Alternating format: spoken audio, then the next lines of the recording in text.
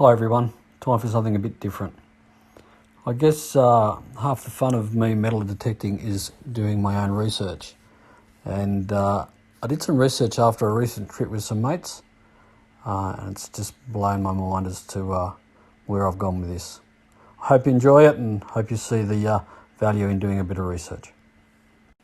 So a few mates and I go out to Hill End for some relic hunting, and in one spot Smiley digs up this button that you can see. He doesn't really know what it is. It's pretty fragile and a little bit hard to read. So anyway, he puts it in the trash. And later on, I was having a look at it, and he says he doesn't know what it is. So I do a bit of research, and this non-dug version comes up, and it turns out to be a United States Confederate Navy button. Now the dug version, it's a two-piece button, and it's fragile and it's pretty average, and the back of it's missing, but we're pretty confident that's what it is.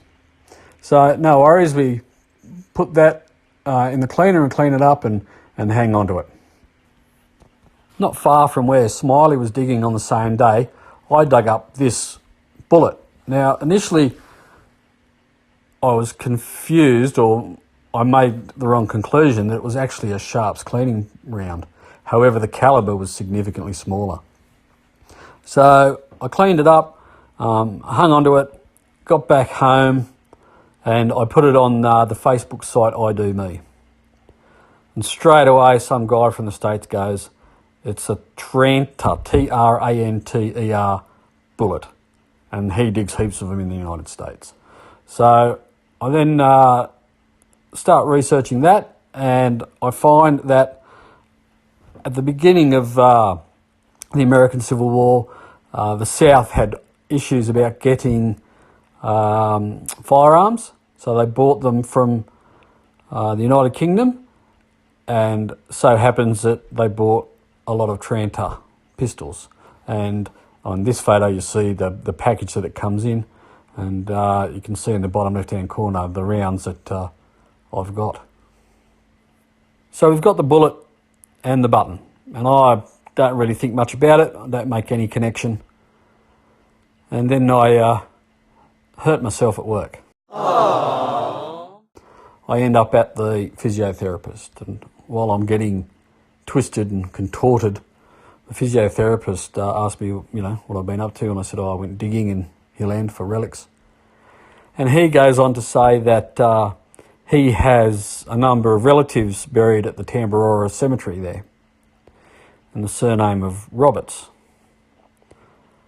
And they came over to Australia and straight to Hill End after the California gold rush, which is a bit of a great story and a good yarn. So once again, I still haven't made any connection and haven't thought any more about it.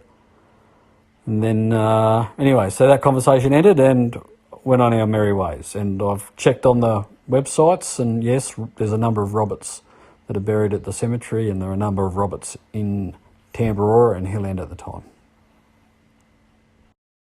So I was doing a bit of research on the Tranter firearms, and that's when it really struck me, where I had this light bulb moment that, oh, hang on, the Confederate military forces and the button, and I wonder if they're connected.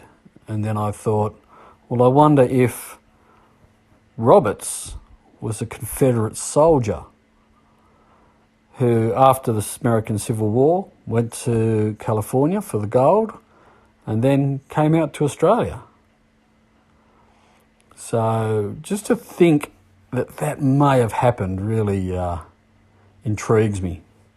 So yeah, it's just such a long way and such an adventure, and the hardship they must have faced. But anyway, I suppose that's all part of being an Australian. That's our history and our foundations. So I hope you enjoyed it. There'll be more to come. I'm going for a dig soon, so there might be another video or two coming up. Enjoy your digging. Thanks, guys.